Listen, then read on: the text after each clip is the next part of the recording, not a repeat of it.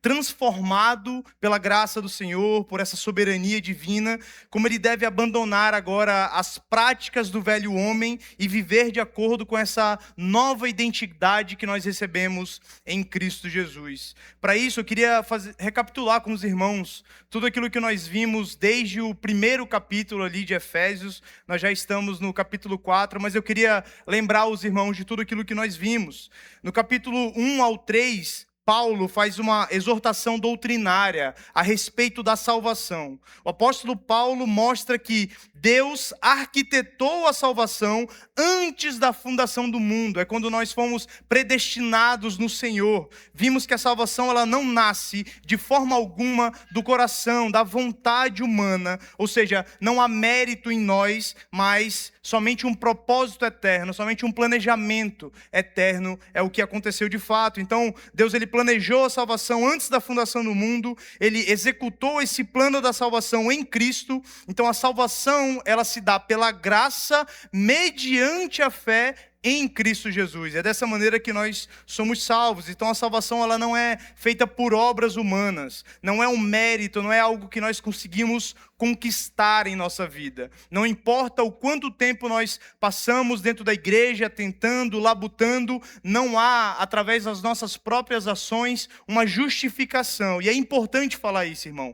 É importante te lembrar desse pequeno detalhe, mas que parece que por vezes passa despercebido, porque nós às vezes temos a tendência de, com o passar do tempo, querer olhar para as nossas mãos. Ah, pastor, eu já estou há 10 anos aqui, eu já estou há 15 anos aqui. Pastor, eu tenho 30 anos de igreja já.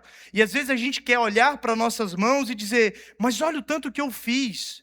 Olha quantas obras boas eu pratiquei. Mas não somos salvos por obras. Somos salvos pela graça mediante a fé. E Deus nos ressuscitou espiritualmente quando nós ainda estávamos mortos em nossos delitos e nossos pecados. Então não foi uma escolha humana, não foi o nosso coração que de repente, um dia, no amanhecer, no sol do final da tarde, a gente sentiu no coração e disse, agora eu vou me voltar a Deus. Não, nós não temos essa capacidade.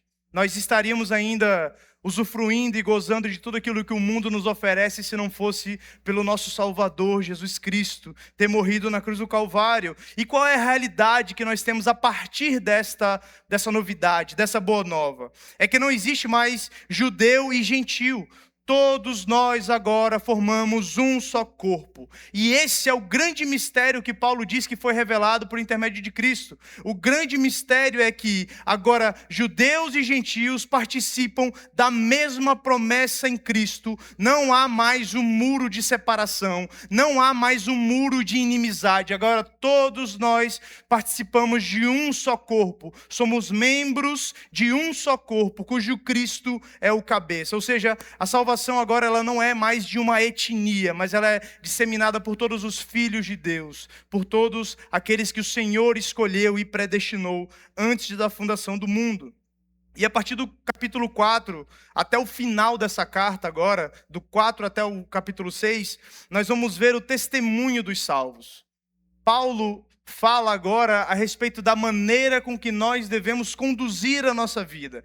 Ele passa da doutrina, no capítulo 1 ao 3, para a parte prática, para a ortopraxia, aquilo que transmite, aquilo que é transmitido pelas nossas ações, pela nossa maneira de viver. Depois de mostrar como Deus planejou e executou a salvação, agora Paulo começa a mostrar como o salvo precisa viver nesse mundo. E ele começa falando isso ali no capítulo 4. No primeiro versículo ele diz, andeis de modo digno da vocação a que foste chamado. A salvação, ela é uma obra soberana de Deus, sim. É Ele quem planejou, é Ele quem executou, é Ele quem por meio do Espírito Santo testificou e nos capacitou a viver de maneira digna. Porém, todavia, entretanto, nós temos uma responsabilidade. Não é que fomos alcançados pela graça e agora nós vamos ver de maneira despreocupada e deixando a vida nos levar, não. Nós temos uma responsabilidade. É uma responsabilidade de viver de maneira digna a esse evangelho, a essa graça que nós recebemos. Porque a salvação, ela é uma obra de Deus, ela é planejada, executada pelo próprio Deus, aplicada e testificada pelo Santo Espírito, mas é uma salvação que é recebida pela fé e ela é manifesta por meio das obras. O testemunho e a testificação de que nós fomos de fato alcançados por esse Deus é que agora nós podemos praticar boas obras. Então, eu preciso que você entenda isso. Nós não somos salvos pelas obras, mas para as boas obras. Não é as nossas boas obras que garantem a nossa salvação. Não é pela nossa labuta, não é pelo nosso esforço. Mas a partir do momento que nós somos encontrados por esse Deus, que essa graça nos alcança, nos redime, nos regenera, nós passamos a viver uma vida de boas obras, de boas práticas. E aqui, nesse capítulo 4, nós vimos até agora duas grandes exortações que Paulo faz, duas grandes exortações práticas. Paulo apresenta agora de diversas maneiras, de formas práticas, do capítulo 4 até o final, formas práticas que nós vivenciamos, de nós transmitimos essa regeneração, essa nova vida que nós temos agora em Cristo. A primeira delas foi andar em unidade, que está aí a partir do versículo 1 até o 16 do capítulo 4. A igreja deve preservar a unidade no espírito do vínculo da paz. Por quê, meus irmãos? Porque há um só corpo, porque há um só espírito, porque há um só Senhor, há uma só fé, há um só Deus e Pai de todos. Somos todos membros de um corpo cujo Cristo é o cabeça. E por isso precisamos viver em unidade, precisamos viver em amor fraternal, transmitindo graça com a nossa vida uns aos outros, exortando e edificando uns aos outros, suportando uns aos outros em amor. A segunda grande exortação que Paulo faz aqui no capítulo 4 é a respeito de andar em santidade. A partir do versículo 17, que foi o que o pastor Vitor expôs na semana passada, nós vimos que o cristão deve andar não mais como os gentios, mas ele deve se despojar do velho homem e se revestir do novo homem. E é interessante aqui que quando Paulo fala a respeito dessa identidade, ele usa o gentio como referência, ele não está fazendo uma separação étnica, ele não está falando uma separação de um povo, porque agora judeus e gentios são partes do mesmo corpo e servem a esse Deus. Mas ele está falando a forma de viver, a conduta que se tinha, porque o gentio ele caminhava distante de Deus. O gentio ele caminhava no caminho contrário àquilo que era a vontade de Deus. Então nós não devemos mais agora, enquanto nova criatura, regenerados em Cristo Jesus, diante de toda essa realidade que já foi nos apresentada, que já fomos alcançados, nós não devemos mais viver da mesma maneira. Então, o velho modo de viver, ele era marcado por uma ignorância espiritual, por um entendimento obscurecido. É uma falta de entendimento a respeito da cosmovisão, é aquilo que nós falamos sempre aqui. Precisamos entender a nossa vida, não da ótica humana, não na nossa realidade pequena, mas entender a nossa vida, entender o propósito de todas as coisas a partir da ótica de Deus. Entendendo que todas as coisas foram criadas de maneira perfeita e todas foram criadas para o louvor da glória de Deus, mas o pecado entrou no mundo e a partir desse momento toda a boa criação foi corrompida pelo pecado, mas que nós temos um Salvador, Cristo Jesus, que nos reconciliou ao Pai, que pagou o preço que nós não seríamos capazes de pagar. Então, no velho homem, você não tem esse entendimento. Você acha que a vida ela tem um fim em si mesmo. Você nasce, cresce, se desenvolve, gera uma profissão, adota uma profissão, estuda, casa, constitui uma família, tem os seus negócios, gasta tudo que você pode, vive seus sonhos e morre. Mas não é só isso. Existe algo para além dessa vida. Existe algo mais profundo que isso, que na nossa velha natureza nós não tínhamos a capacidade de enxergar, porque havia uma escravidão do pecado, havia uma conformidade com esse mundo. Mas a nossa nova identidade em Cristo, o cristão ele recebe agora uma nova ótica, uma nova maneira de enxergar o mundo. Não há mais judeus e gentios, não há questão de superioridade espiritual. Todos os salvos pertencem ao mesmo corpo, todos são chamados a viver como uma nova criatura. Todos devem caminhar segundo Cristo. E Paulo afirma isso em Efésios, no capítulo 4, versículo 20. Não foi assim que aprendestes de Cristo? E o argumento aqui é muito simples. Paulo está perguntando se aquilo que nós aprendemos, se de fato nós aprendemos com Cristo. Porque quem aprendeu com Cristo, quem teve Cristo como referência, quem teve esse encontro genuíno com Cristo, não consegue mais viver da mesma maneira. Então a pergunta que a gente tem que fazer é: se eu vivo uma vida com a conduta completamente diferente daquilo que o cristianismo me pede, daquilo que Cristo nos deixou como exemplo, a pergunta que eu tenho que fazer é: será que de fato eu conheço a Cristo? Porque quando nós conhecemos a esse Deus que se fez carne, que se humilhou por nós, que morreu na cruz do Calvário, sem ter cometido nenhum pecado, isso gera uma transformação em nossas vidas. O cristão não caminha mais com a velha vestimenta, com as vestimentas antigas do velho homem. Agora nós somos regenerados. Agora o cristão ele tem um novo Senhor, não mais o seu coração. Não mais os desejos da carne, não somente as vontades que permeiam o meu coração, mas agora nós temos um novo caminho, uma nova direção, um novo propósito, uma nova identidade. Nós não somos mais peregrinos vagando por essa terra sem esperança. Agora nós somos filhos de Deus, reconciliados.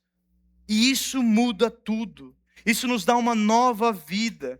Então por isso Paulo nos chama a nos despojar do velho homem, abandonar as velhas práticas, corrompidas pelo pecado, dominada pela concupiscência do engano, identificado com a antiga vida. Agora nós somos chamados a sermos renovados pelo entendimento, pelo Espírito de Deus, entendendo agora a gravidade do pecado, entendendo que agora nós somos cristãos alcançados, regenerados, mas vivemos em um mundo caído, alcançado, deturpado pelo pecado, e isso precisa gerar uma responsabilidade em nós.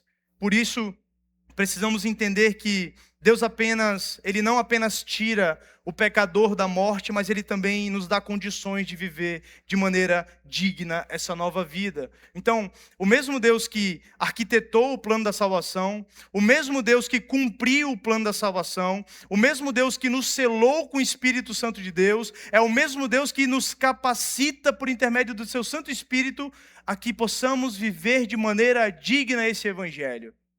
Irmão, eu e você só fomos alcançados, a realidade é essa.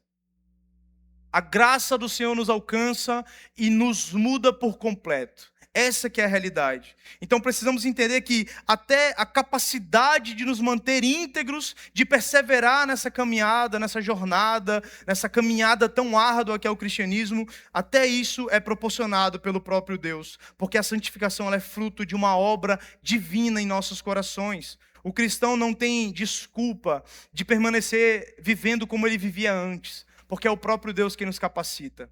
Isso me lembra de uma frase de John Wesley, quando ele diz que a conversão ela tira o cristão do mundo e a santificação ela tira o mundo do cristão. É um processo que nós vamos viver, irmão, uma semana, um mês, talvez ali na classe de novos membros? Não, é um processo que nós viveremos até o fim de nossas vidas. Até os nossos olhos se fecharem de uma vez por todas, nós estaremos vivendo esse processo chamado santificação. E é isso que nós vamos falar hoje, é a respeito disso que nós vamos expor hoje. O tema dessa ministração é relações transformadas. Vamos entender como essa graça, como essa nova vida, como essas novas vestes, como tudo isso também interfere no nosso relacionamento uns com os outros, como isso deve reverberar na maneira com que nós tratamos uns aos outros. Então, para isso, abra aí sua Bíblia em Efésios, no capítulo 4, do versículo 25 até o 32. Efésios capítulo 4, versículo 25 ao 32. Diz o seguinte a palavra do Senhor: por isso, deixando a mentira, que cada um fale a verdade com o seu próximo, porque somos membros do mesmo corpo. Fiquem irados e não pequem. Não deixem que o sol se ponha sobre a ira de vocês, nem deem lugar ao diabo. Aquele que roubava, não roube mais, pelo contrário, trabalhe, fazendo com as próprias mãos o que é bom, para que tenha o que repartir com o necessitado. Não saia da boca de vocês nenhuma palavra suja, mas unicamente a que for boa para a edificação, conforme a necessidade, e assim transmita graça aos que o ouvem. Não entristeçam o Espírito Santo de Deus, no qual vocês foram selados para o dia da redenção. Que não haja no meio de vocês qualquer amargura, indignação, ira, gritaria e blasfêmia, bem como qualquer maldade. Pelo contrário, sejam bondosos e compassivos uns para com os outros, perdoando uns aos outros, como também Deus, em Cristo, perdoou vocês. É somente até aqui a nossa leitura. Vamos orar por essa palavra? Pai, nós te damos graças, nós te bendizemos, Senhor. Obrigado pelo privilégio de podermos ouvir a exposição da Tua Escritura nessa noite, Senhor. Mas que não haja nenhum tipo de distração nessa noite.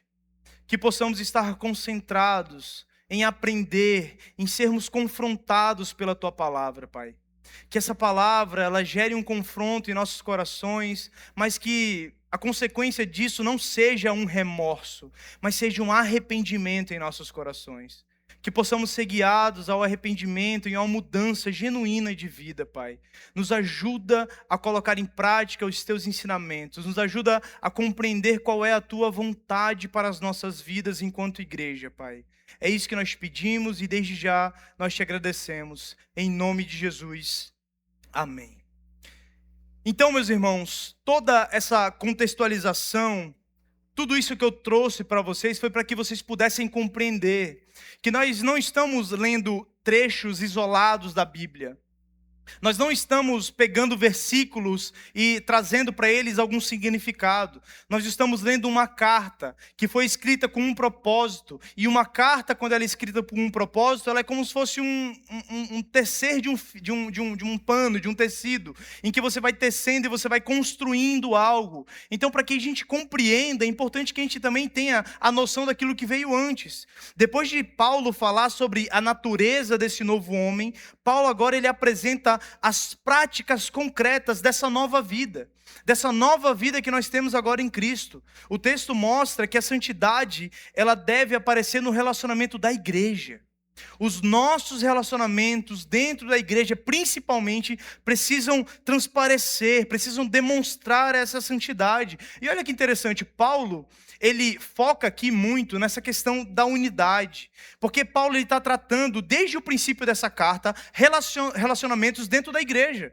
Por que a gente pode afirmar isso? Porque a igreja de Éfeso era uma igreja formada por judeus e gentios que se converteram ao cristianismo. Ou seja, havia uma diversidade dentro daquela igreja. E porque havia essa diversidade, havia também tensões, discriminações e possíveis divisões até dentro da igreja. É por isso que Paulo ele é tão enfático em dizer que há um só corpo, há um só Espírito, há um só Senhor, uma só fé, um só Deus e Pai de todos. Então não há mais essa divisão. Por quê? Porque as nossas relações elas precisam ser transformadas à medida que nós conhecemos a graça que nos foi revelada, a graça que foi derramada sobre nossas vidas.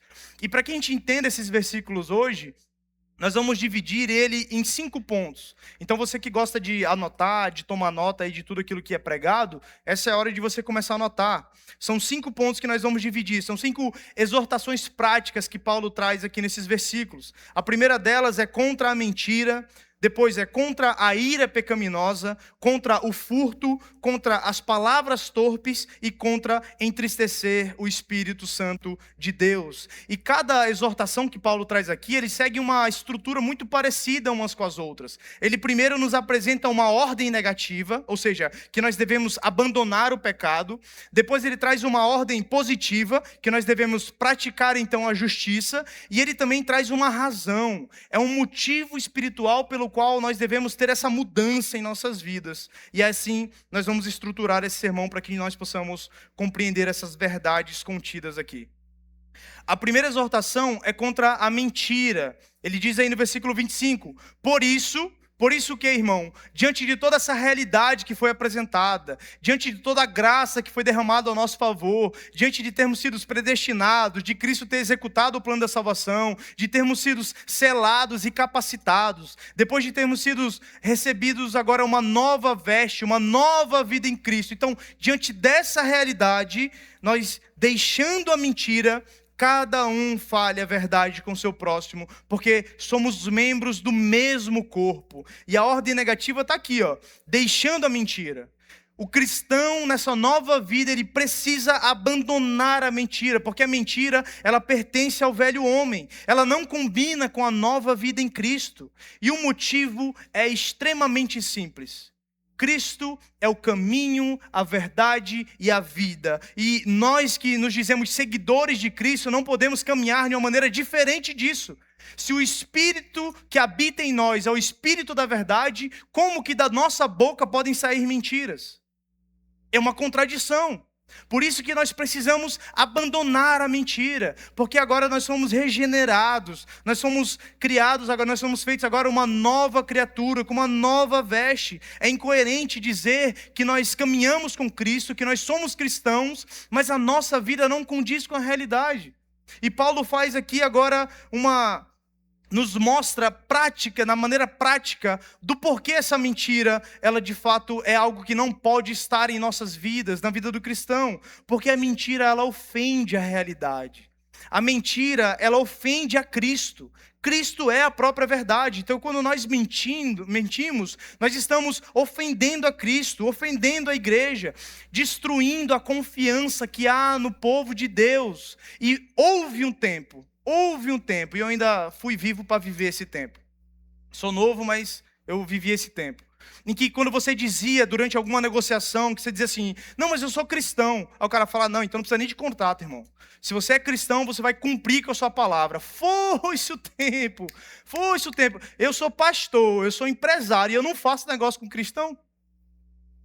Foi-se o tempo.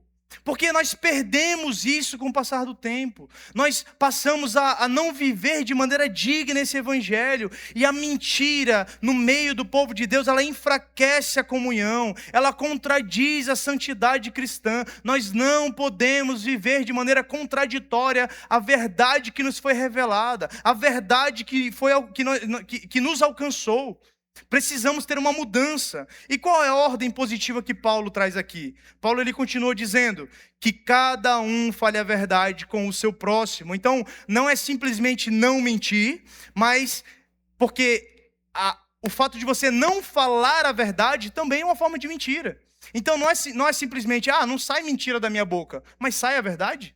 Mas quando é necessário, você fala aquilo que precisa ser dito, porque isso também é uma forma de mentir. Não podemos ver o problema, enxergar o pecado do nosso irmão e não falar a verdade, não exortar em amor. Isso é uma responsabilidade nossa. É assim que o corpo de Deus se edifica, é assim que a membresia cresce, quando nós edificamos uns aos outros, quando nós exortamos em amor uns aos outros. É um engano pensar que essa é somente uma responsabilidade do presbitério, dos pastores da igreja. Não.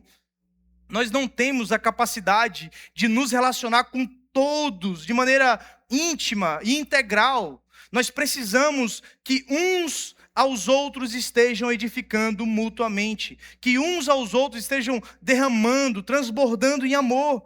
Então, precisamos de fato que isso seja uma prática dentro da igreja. O cristão deve ser alguém comprometido com essa verdade.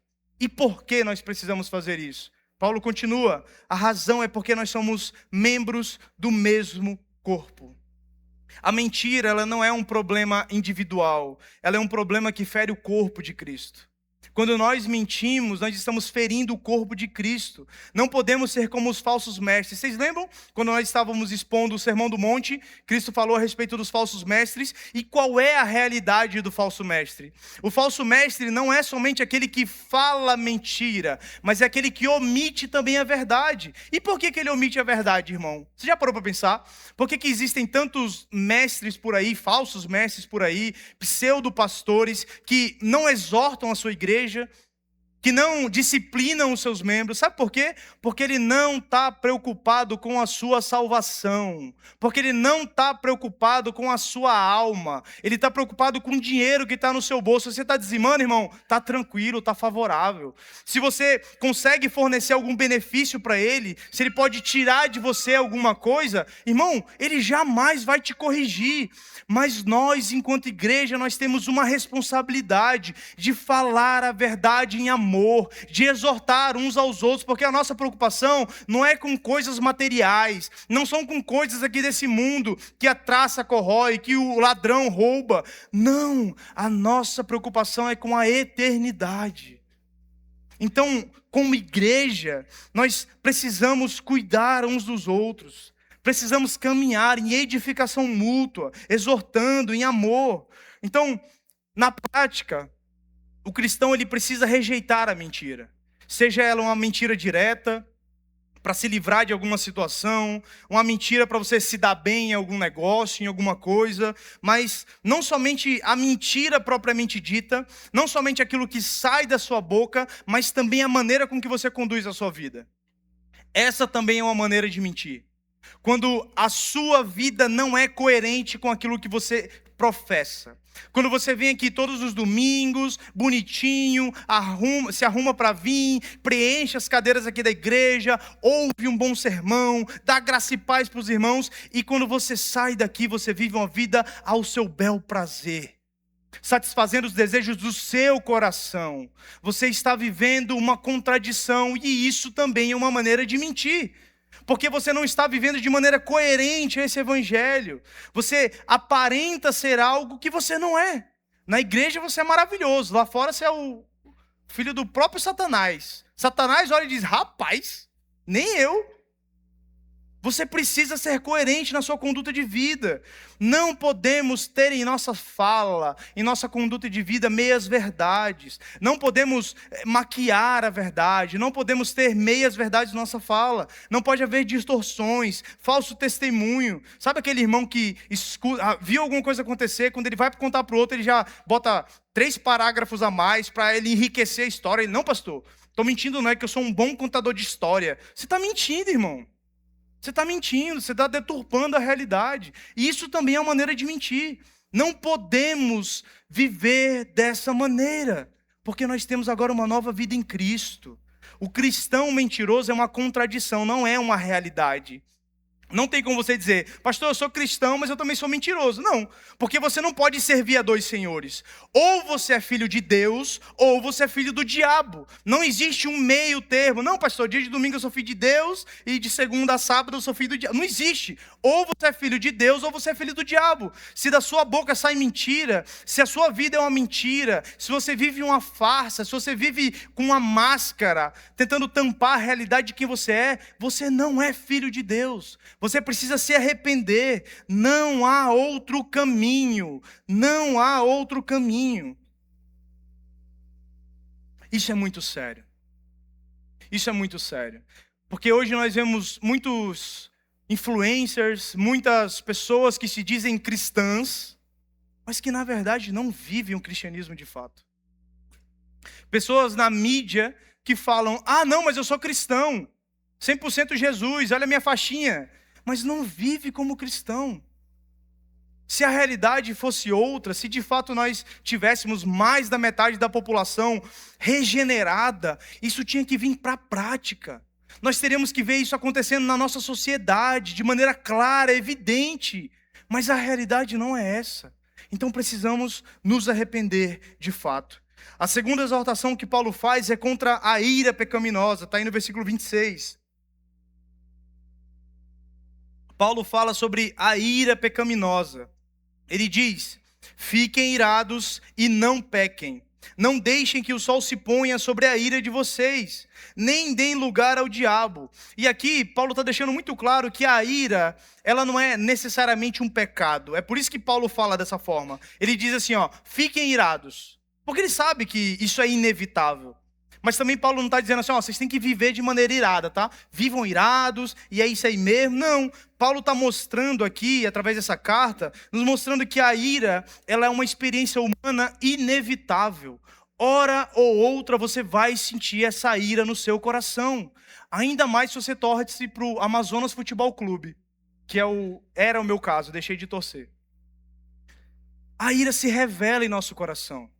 Os irmãos aqui da igreja me convenceram, eu não gosto de futebol, mas me convenceram a torcer pelo Amazonas, porque não, o time do nosso estado, e vamos torcer, só fez raiva, só fez despertar um lado de mim que eu não conhecia. Porque a ira, ela é inevitável, mas precisamos entender que existe uma ira legítima, existe uma indignação em nosso ser legítimo. E como é que ele se dá? Ele se dá quando ele acontece contra o pecado. Quando ele acontece contra as injustiças desse mundo. Precisamos nos irar contra o pecado que tem nesse mundo. Nos indignar, sim, com a realidade que esse mundo está caminhando. Precisamos nos indignar com o pecado do nosso irmão, mas não com o pecador que é o nosso irmão. Precisamos aprender a canalizar essa ira, essa força, de modo que nós possamos exortar uns aos outros em amor. Então, a ira, ela é justificável, ela é legítima, quando ela tem um objetivo correto. Contra o pecado, contra a injustiça, contra a corrupção. E aqui tem outra contradição absurda. Uma contradição absurda. O que nós mais vemos hoje é, porque o governo tal, porque o partido tal, porque não tem um político que preste, porque só rouba a gente, e na sua casa tem um gato. Ficaram em silêncio, foi? Porque não preste, não tem um político que preste. Mas você é o primeiro a dar cinquentinha pro guardinha para se livrar de uma multa. Que tipo de hipocrisia é essa? Que tipo de conduta cristã é essa? Que tipo de evangelho que você acha que Cristo te chamou para viver? É uma regeneração de uma nova vida? Ou é uma farsa? Ou é uma máscara? É um grande teatro e eu participo dele? Hipocrisia. Precisamos sim nos irar, mas de maneira coerente. Não podemos ser uma vida divergente daquilo que nós pregamos. Não podemos dizer que somos cristãos e viver diferente disso. Precisamos trazer para a prática. Nos irar sim contra os maus tratos, as práticas desonestas. E aqui também tem uma realidade, tá? Quando a gente olha na Bíblia, a gente vai ver que Moisés se irou. Moisés, quando desceu do monte e viu o povo adorando ao bezerro de ouro, ele se irou. Se irou de maneira genuína, porque o povo estava pecando. Cristo, quando entrou no templo e viu que os salteadores tinham tomado conta daquilo que era santo, ele também se irou.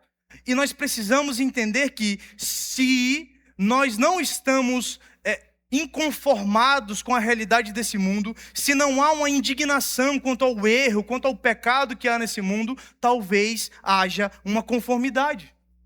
Talvez o nosso coração já se conformou. Talvez o motivo de você não se irar com as coisas que acontecem nesse mundo é porque o seu coração já está caminhando conforme o mundo. Já é normal, tudo bem, não tem problema.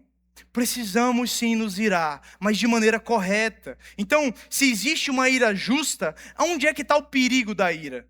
Aonde é que está o perigo de irar-se e pecar? Está justamente quando essa ira ela controla a pessoa. Quando essa ira controla as suas palavras, quando ela produz uma agressividade, quando ela gera no seu coração um ressentimento. Isso não é uma ira santa, isso é uma ira pecaminosa. Quando ela alimenta uma amargura dentro do seu coração, quando ela conduz o seu coração a uma vingança, quando ela destrói os relacionamentos. Isso é uma ira pecaminosa. É por isso que Paulo diz: não deixem que o sol se ponha sobre a ira de vocês. E graças a Deus, lá em casa, a gente consegue cumprir esse versículo à risca. Eu falei para minha esposa, assim que a gente casou, ninguém dorme enquanto não resolver os problemas. Tem vezes que a gente passa 2 semanas sem dormir, tem vezes que a gente passa 2 semanas sem dormir, mas a gente resolve.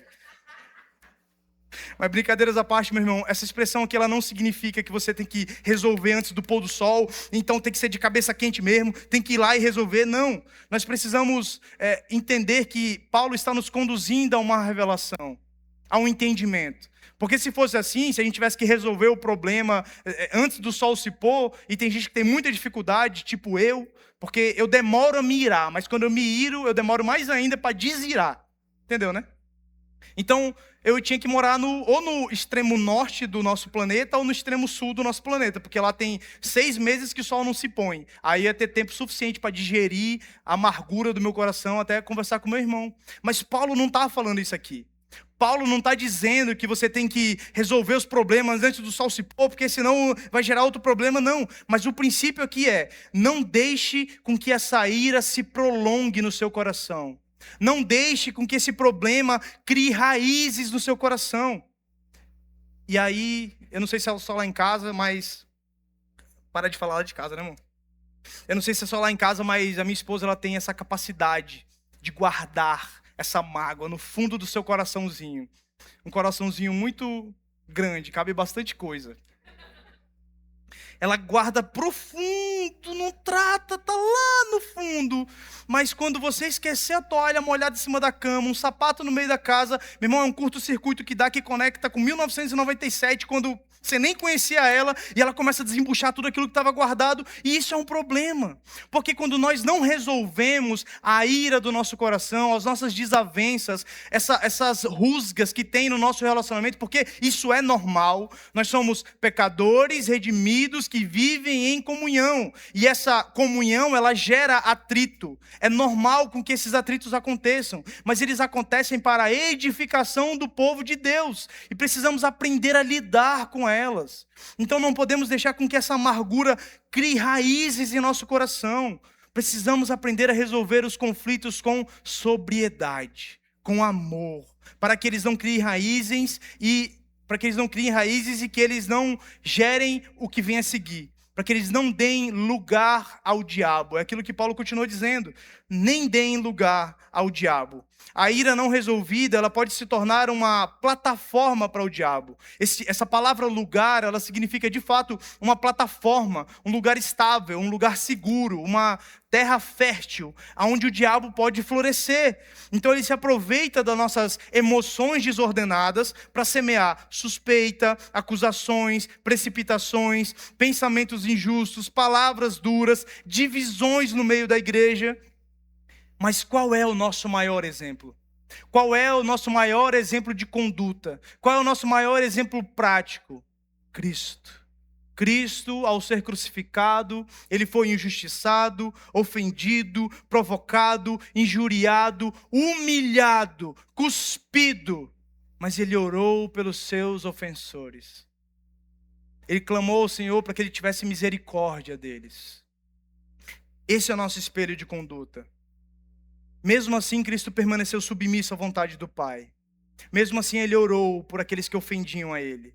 Então, na prática, o cristão, ele precisa desenvolver o domínio próprio.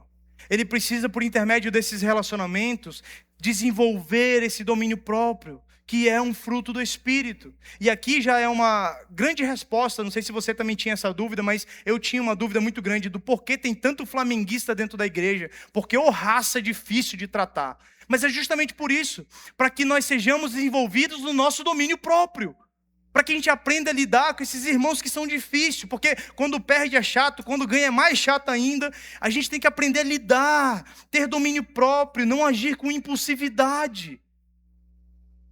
Amém? Não disse um amém.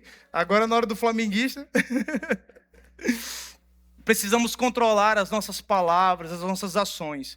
Sabe uma coisa que a gente precisa aprender a fazer? Aprender a agir ao invés de reagir. Porque quando a gente reage, a gente deixa o nosso coração falar. A gente está irado, a gente está com raiva, a gente está zangado, está chateado e a gente reage. Quando alguém dá um tapa na nossa cara, a nossa reação é dar outro tapa de volta. Mas nós somos chamados a pensar em amor, em sabedoria, orar ao Senhor para que nós sejamos conduzidos em amor. E aí sim a gente age com o propósito de resolver os nossos conflitos o quanto antes, buscando sabedoria do alto, imitando a mansidão que nós encontramos em Cristo. Terceira exortação que Paulo fala, contra o furto. Versículo 28, aquele que roubava,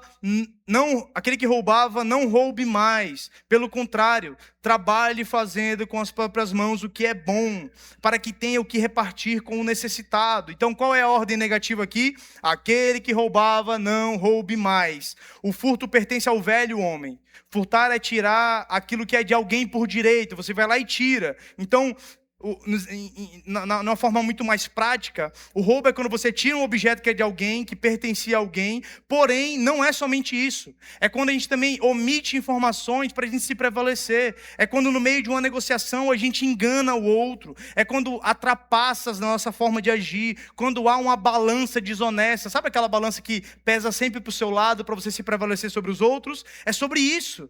Isso também é furto. Há furto também quando nós usamos indevidamente o nosso tempo, a nossa função e o nosso recurso. Preste muita atenção nisso.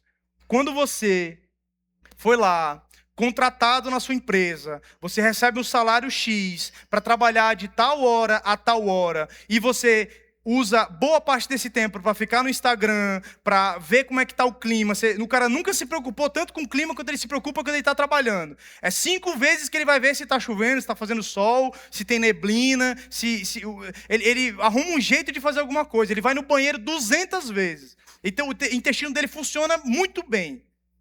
Quando você faz isso, você está roubando também. Isso também é uma forma de furto. Porque você recebe um salário para executar uma função. E quando você não a executa, você está tirando algo que era de direito de alguém ou daquela empresa. E você não está cumprindo com a sua parte.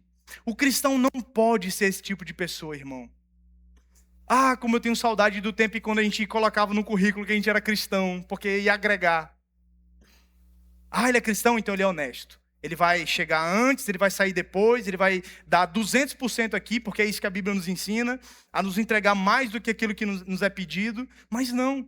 A gente acha um meio, um mecanismo da gente roubar, da gente furtar. Então, se você não cumpre com aquilo que lhe foi proposto, com aquilo que você recebe para fazer, você também está furtando. Mas também quando o contratante, quando aquele empregador te contrata, ele começa a te usar de maneira diferente daquilo que ele te contratou, isso também é um furto.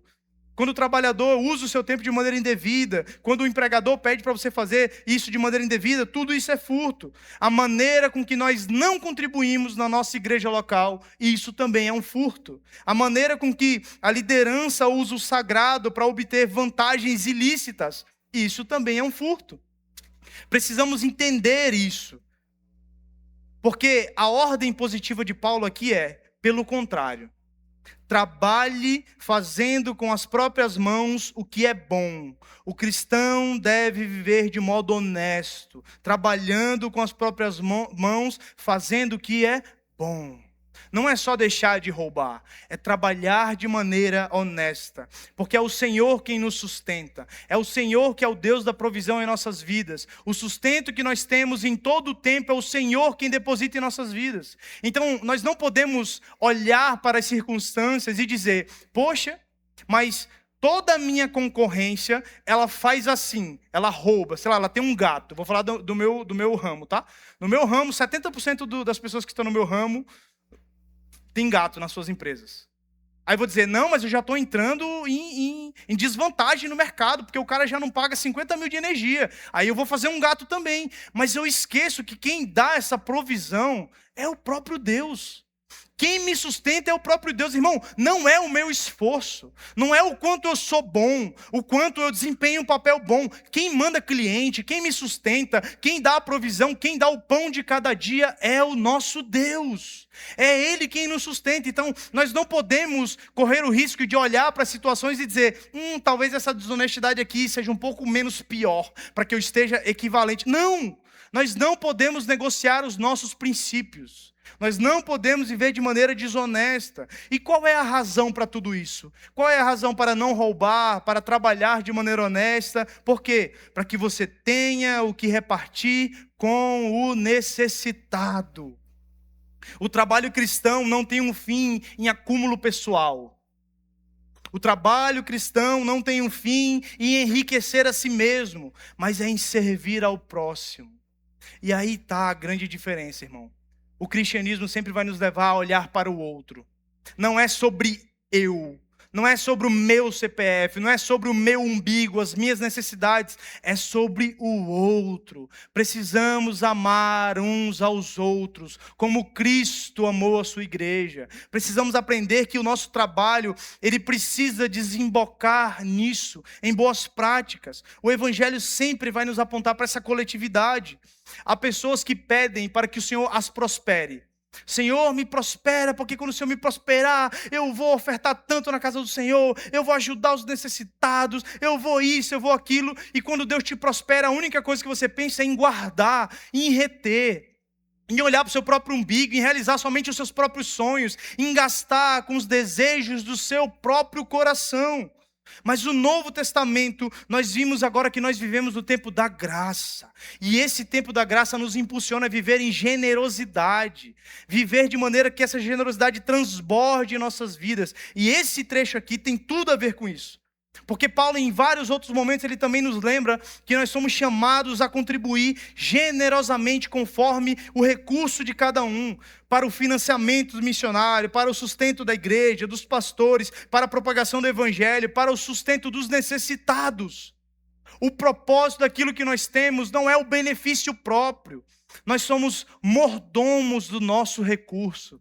O Senhor depositou em nossas mãos para que nós façamos uma boa administração desse recurso. Não é somente para que a gente desponte, para que a gente viva tudo aquilo que a gente sempre sonhou, mas isso precisa desembocar no outro. Irmão, é uma hipocrisia ter uma comunidade, ter uma igreja, em que existem alguns irmãos que vivem muito bem, sem falta, mas existem irmãos que passam necessidade, que sentem falta nas suas casas, que às vezes não têm o que comer. Isso é uma hipocrisia. Não podemos nos tornar esse tipo de igreja. Não podemos nos tornar esse tipo de cristão. Precisamos entender a nossa responsabilidade uns para com os outros. Quando nós vemos palavras de oferta no Novo Testamento, nós vemos quase sempre uma igreja extremamente pobre, que quase não tinha recurso, mas juntou mais do que podia para ajudar uma igreja que era mais pobre ainda. Então não é sobre ter em abundância, é sobre uma generosidade em nossos corações. É sobre uma vida que transborda aquilo que nós já recebemos em Cristo. Nós já fomos recebidos por essa graça de maneira abundante. Cristo não morreu parcialmente, Ele não nos salvou parcialmente, Ele se entregou por completo. E é dessa maneira que nós temos que viver. Tudo em nossas vidas deve transmitir essa graça. Tudo precisa transbordar desse amor, inclusive as nossas finanças. Então, o cristão, ele precisa ser honesto. Ele precisa trabalhar com fidelidade, respeitando o direito do outro, não usar inapropriadamente ou indevidamente o seu recurso, o seu tempo. Ele precisa usar o seu recurso para ajudar o necessitado. Então, quando a gente fala assim, ajude o necessitado, seja generoso, seja uma pessoa que se preocupa com o próximo. Não é o irmão chegar para você e dizer assim: irmão, rapaz, olha, eu estou passando necessidade lá em casa, está faltando. Ô, irmão, aleluia, vamos orar para que o Senhor... Meu irmão, bota a mão no seu bolso, tira aí um dinheiro e compra comida para esse irmão. Pare de ser hipócrita. Pare de viver um cristianismo diferente daquilo que você fala. Precisamos ter essas entranhas de misericórdia. Precisamos amar uns aos outros.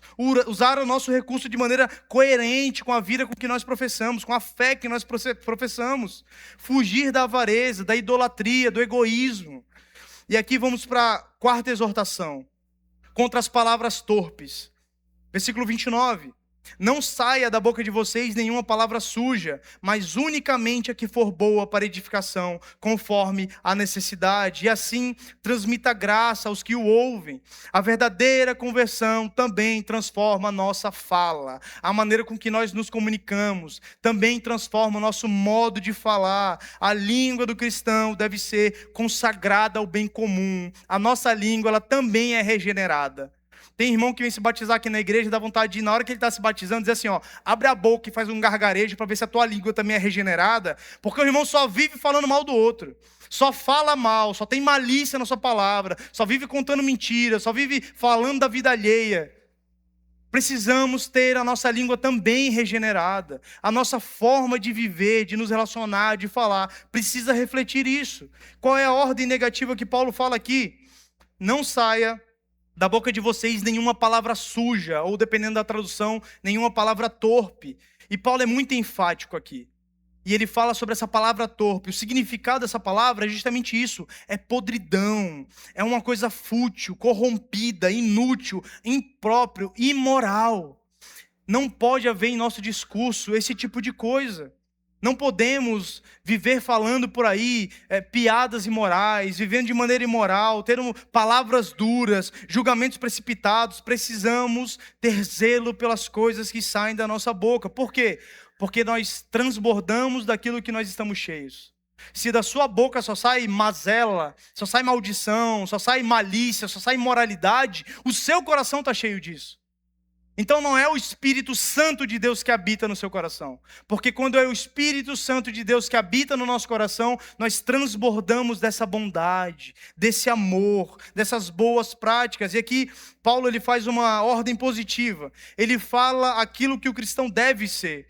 Ele diz, mas unicamente a que for boa para a edificação, conforme a necessidade, e assim transmita graça aos que o ouvem. Então a nossa palavra deve construir, não destruir. A nossa palavra deve ser oportuna, conforme a necessidade, não em fora de tempo, mas assertiva, no tempo certo. E principalmente, ela deve transmitir generosidade, misericórdia, amor, graça.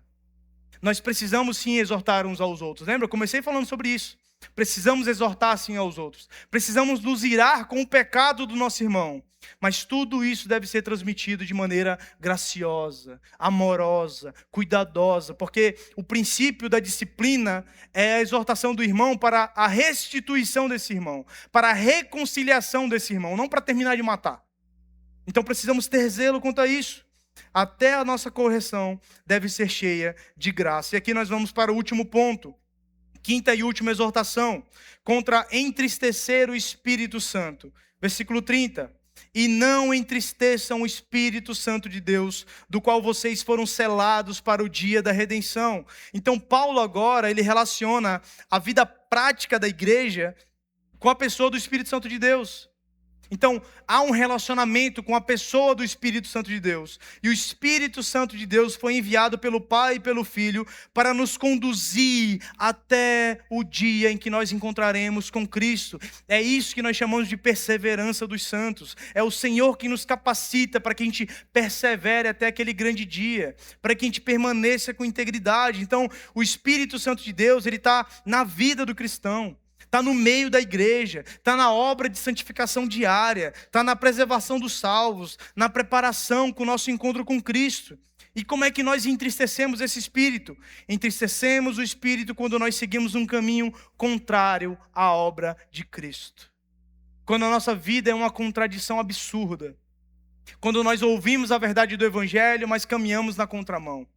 Quando nós ouvimos a realidade de quem Deus é, aquilo que Ele espera da sua igreja, mas nós ignoramos e vivemos conforme o nosso coração. Nós entristecemos o Espírito. E no capítulo 4, versículo 3, Paulo já havia falado dessa unidade do Espírito no vínculo da paz. Portanto, quando nós entristecemos o Espírito, nós estamos destruindo a paz, destruindo a unidade da igreja. Quando não permitimos com que nossos relacionamentos sejam transformados. Quando há amargura no nosso ser, nós estamos entristecendo o Espírito Santo de Deus. E Paulo lista aqui os pecados que devem ser abandonados. Versículo 31. Que não haja no meio de vocês qualquer amargura, indignação, ira, gritaria, blasfêmia, bem como qualquer maldade. Então, no nosso meio, não pode haver ressentimentos guardados no coração.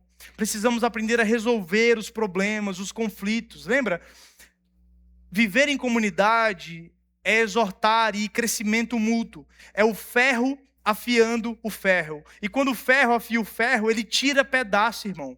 ele gera faísca. Então, esses relacionamentos, eles vão nos ferir. Se é que eu já não te feri em algum momento, nós vamos nos ferir uns com os outros, mas precisamos ter a sabedoria que vem do alto para resolver os nossos problemas, para que isso seja um motivo de edificação da igreja, não de divisão, não de destruição.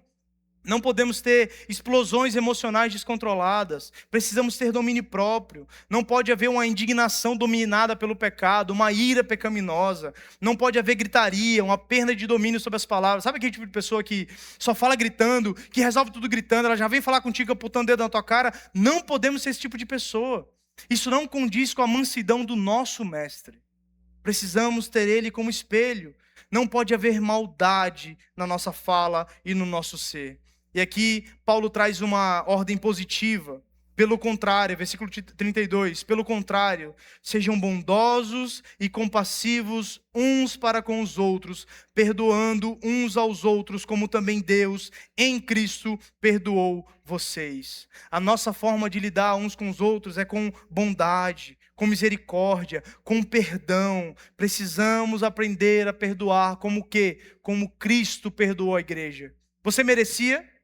Você fez algo para merecer? Você ao menos se voltou para Deus? Não. Ele te alcançou de maneira gratuita e misericordiosa, de maneira imerecida. E é esse tipo de perdão que precisa haver no meio do povo de Deus. Nós devemos lembrar sempre que a motivação do nosso perdão é porque nós já recebemos esse perdão do alto. Então, se você pudesse gravar algo nessa noite, grave isso. Eu perdoo não porque o outro merece, mas porque Deus me perdoou em Cristo.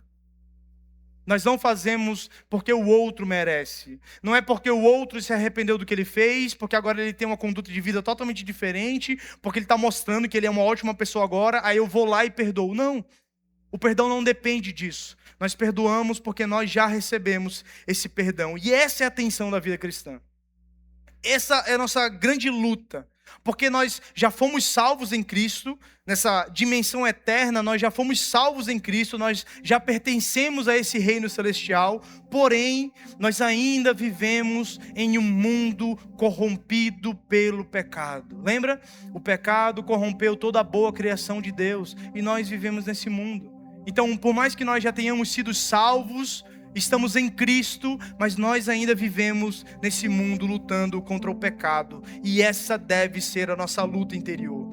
É isso que precisa haver no interior do nosso coração, buscando, lutando diariamente para que nós possamos nos santificar diante desse Deus. Para que nós venhamos enfrentar de fato essas tensões internas. É aquilo que Paulo fala em Romanos 7. É uma luta entre o desejo de fazer o bem e a presença do pecado. Precisamos lidar com essas tensões, esses pensamentos, esses desejos, essas vontades. É por isso que a transformação do cristão, essa nova vida, essas novas vestes, essa santificação, ela envolve a nossa mente, o nosso coração, os nossos desejos, as palavras, as ações. Tudo isso precisa ser santificado. E a boa notícia, irmão, é que nós não conseguiríamos sós. De fato. Se a gente tentasse, se a gente se esforçasse, se a gente fizesse tudo que tivesse ao nosso alcance, ainda assim, a gente não conseguiria. E é aí que vem a boa notícia. É por isso que o Espírito Santo de Deus nos capacita. É por intermédio desse Espírito que habita em nosso ser que nós somos capacitados. Que o homem, de fato, é santificado. Porque nós temos o nosso entendimento de fato renovado, revestidos do novo homem, guiados pelo Espírito, fortalecido na palavra do Senhor. Nós somos transformados pelo poder de Deus em nós. Isso que é a santificação. Então, meus irmãos, a pergunta que a gente tem que se fazer nessa noite é se nós temos vivido como esse novo homem. Será que a nossa conduta de vida é uma conduta que abandonou as velhas práticas? Será que nós vivemos uma conduta e uma vida que reflete Cristo de fato? Ou nós estamos vivendo uma vida em hipocrisia? Nós nos intitulamos cristãos, mas não vivemos como? Será que a minha ira tem sido controlada? Será que eu tenho sido honesto nos meus negócios? E é quando ninguém está vendo, tá? Será que isso tem sido uma realidade? E nos nossos relacionamentos, a nossa nova vida em Cristo, ela deve aparecer na maneira com que nós tratamos uns aos outros, na maneira com que nós tratamos a nossa família, os nossos amigos, os nossos irmãos em Cristo, os necessitados, as pessoas que falam mal de nós, que nos ofendem, os que pensam diferente de nós. É aí que, de fato, essa regeneração ela se transforma, ela mostra, ela se demonstra. E aqui dentro da igreja, a igreja deve ser uma comunidade marcada pela verdade, irmão, pela paz no nosso meio, pela unidade do povo, pela unidade, pela honestidade, pelas palavras que edificam, pela santidade, pela dependência do Espírito. Isso deve ser aquilo que permeia a igreja do Senhor. Então nessa noite Paulo está nos direcionando para algo, para que a gente se arrependa dos nossos maus caminhos, para que a gente entenda que agora em Cristo, nós temos uma nova realidade, uma nova vida. Paulo nos mostra que a santidade cristã, ela não é algo abstrato. O que é a santidade? Não sei, talvez seja ir à igreja no domingo. Não. A santidade cristã, ela é prática, ela é visível. Precisamos experimentar isso no nosso dia a dia, na maneira com que nós nos relacionamos, na maneira com que nós praticamos as coisas do nosso dia a dia. O cristão, ele foi salvo pela graça, revestido do novo homem e selado pelo Espírito Santo de Deus para a redenção. Por isso, devemos viver de maneira digna a vocação que nós recebemos. Fique de pé, irmão, nessa noite. A nossa oração precisa ser uma oração em que nós oremos ao Senhor clamando por misericórdia, para que a gente seja conduzido a um arrependimento pelo Espírito Santo de Deus, para que a gente enxergue os nossos maus caminhos, a nossa má conduta, e que a gente tenha a nossa vida transformada. É isso que nós precisamos orar. Pai, nós te pedimos nessa noite, Senhor, nos conduz em arrependimento, Pai. Nos faz perceber as nossas velhas práticas, as práticas que ainda estão em nossos corações, em nossa vida, que pertencem ao velho homem, Senhor. Não permita com que a gente viva uma vida diferente daquilo que o Senhor nos chamou para viver, Pai. Não permita com que a gente viva uma vida que não condiz com a realidade de quem o Senhor é, que não condiz com a realidade da graça que nos alcançou, Pai. Nos transforma, Senhor. Tem misericórdia de nós. Nos capacita para que possamos viver de maneira digna a vocação que nos foi confiada, Senhor.